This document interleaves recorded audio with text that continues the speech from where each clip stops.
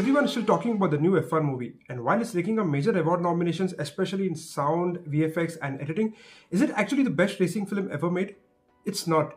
If you want some raw, engine-screaming sounds of motorsports, then you're looking in the wrong place. In this video, let's look at 5 racing masterpieces that F1 tried to outdo but failed. Before we look at the top 5, let us give a special mention to Fast and the Furious. I may sound like a hypocrite, but hear me out. Fast and the Furious was one of the first movies that showcased the culture of illegal street racing to a mainstream audience. While the series is now a global franchise and involves a lot of nonsensical action and painful acting, the first movie and the offbeat Tokyo Drift were actually quite appreciated by critics as well as the audience. Its take on car culture and customization were a breath of fresh air in the early 2000s. To the main topic, here's me giving my top 5 car racing movies of all time. Now, I'm not a NASCAR fan and know nothing about it, but growing up, this was one of the first movies I watched when it came to racing. What's going on, Cole? I'm just setting them up, Harry!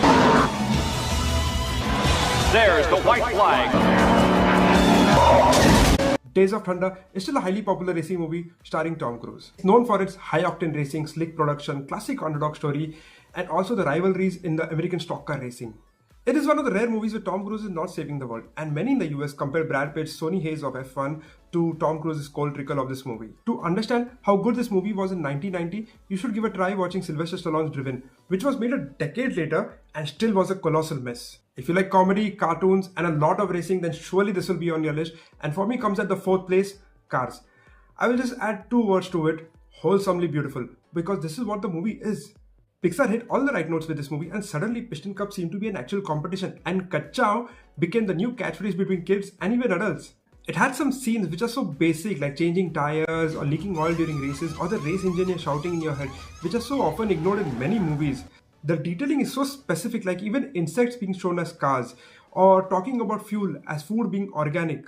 But watching a cocky me for superstar like McQueen learn that winning isn't as important as real friendship is the ultimate main character evolution. A fact that very few know about, that the character Lightning McQueen is not based on the Hollywood legend Steve McQueen, but a Pixar animated Glenn McQueen who passed away in 2002.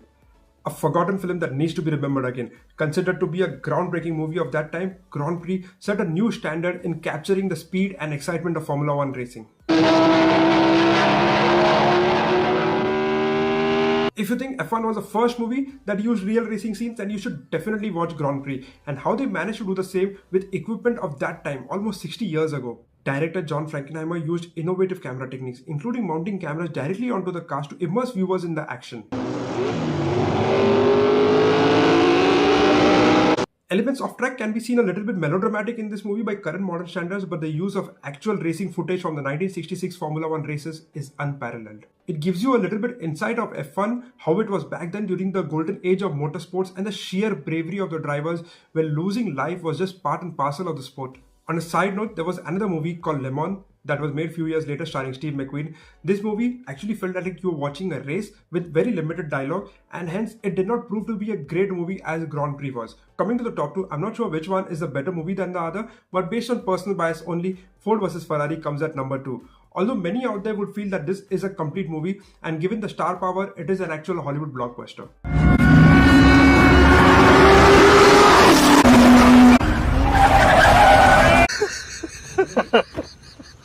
This movie brilliantly portrays Carroll Shelby and Ken Miles and their relentless pursuit to build a revolutionary car to challenge Ferrari at the Le Mans 1966. Matt Damon and Christian Bale team up in this blockbuster. Their chemistry is everything. Bale as a no-rules genius, whereas Matt Damon as a smooth-talking visionary. Together, they team up to fight against the corporate suits to build something legendary. It's so relatable. The racing scenes are pure cinema. You can practically feel the heat and the vibrations of the engine.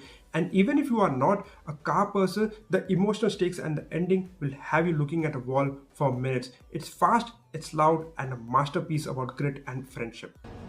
You can't just push the car hard. You have to be kind to the car. You feel the poor thing groaning underneath you. Now coming to my favorite car racing movie of all time. So if you still haven't seen Rush yet, literally stop everything that you are doing, watch it, and come back to this video if you want. Seriously, it is pure adrenaline in cinematic form. It's directed by Ron Howard, and like always, Hans Zimmer adds another layer to its background score, the music which will stay in your head even when you go to bed.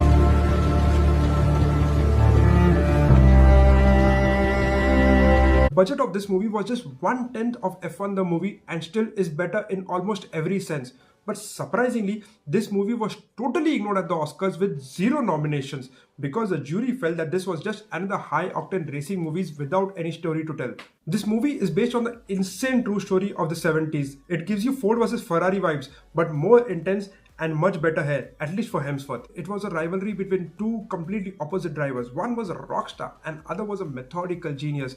Before this movie was released, even I was not aware about the intense rivalry between these two drivers. The motto of the whole movie, the closer you are to death, the more alive you will feel. And honestly, if you watch this movie, you will also feel that. It is not just a car movie, it is a story about two dudes who literally push themselves to the absolute brink because they were obsessed with winning. If you want a movie that makes you want to drive fast but with leather jackets, then this is a 10 out of 10 for me. I know that few of you will not agree to my list and you will have certain names in your head. If you feel that there are better movies, please put down in the comment section. If I haven't watched it, I will go and watch it. Until then, let's all be sports savvy.